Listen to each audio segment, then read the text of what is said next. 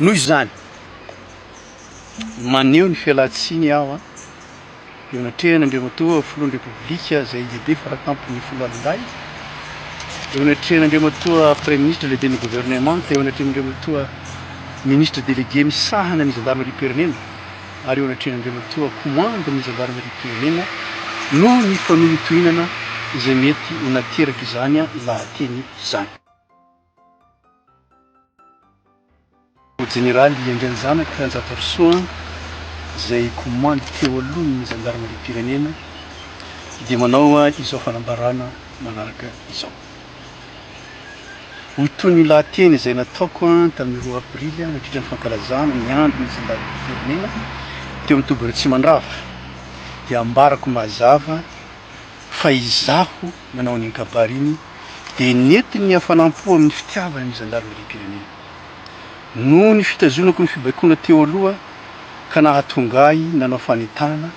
mba hanajano ireo zandary ny fitsipifehezana amin'ny fanatanterahana ny asany satria dia mafy loatra ny fanakanana sy ny fanenjehana ny gendarmerie tato ato na dia fantatra azy fa desaka miezaka izay atao ho fampandriana fahalemana ny tany. Hitako ankehitriny fa misy ireo olona zay manararoatra sy mandika vilana ny zavatra zay nolazaiko, eo ohatra ny mpanohitra, eo ny olon-tsotra ihany koa zay mivohy fankalana sy fanozongozonana mihitsy ny firaisan-kina misy eo anivon'ny gendarmerie-pirenena. Noho izany maneho ny fialantsiny aho eo anatrehan'Andriamatoa filohan'ny Repoblika zay lehibe faratampony folo alinday, eo anatrehan'Andriamatoa premier ministre lehibe ny gouvernement, eo anatrehan'Andriamatoa ministre délégué misahana ny gendarmerie-pirenena ary eo anatrehan'Andriamatoa commande ny gendarmerie-pirenena noho ny fanohitohinana izay mety ho nateraka izany a lahateny izany. Noho izany dia maneho ihany koa fa teboka faharoa noho ny fitiavana sy ny ambo-po ny mahazandary no nanaovako iny kabary iny ary izaho dia mijanona ho zandary na dia efa nandeha sotronono azy araka ny fiteniko hoe gendarme hier, gendarme aujourd'hui, gendarme toute ma vie. Farany a dia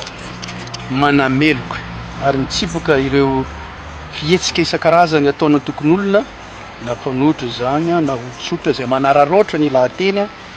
mba ambolena korontana misy fankahalana